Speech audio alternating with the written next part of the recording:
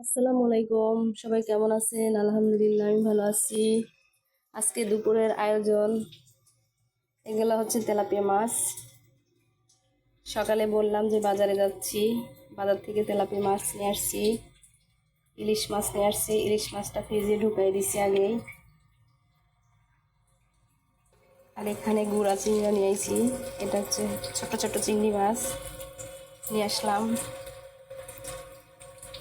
সব সবজির মধ্যে দিয়ে চচ্চড়ি করে খাওয়া যায়। আর এখানে কোরবানিদের বুড়ি ছিল, ফ্রিজে বের করেছি, রান্না করব, জাল দিচ্ছি।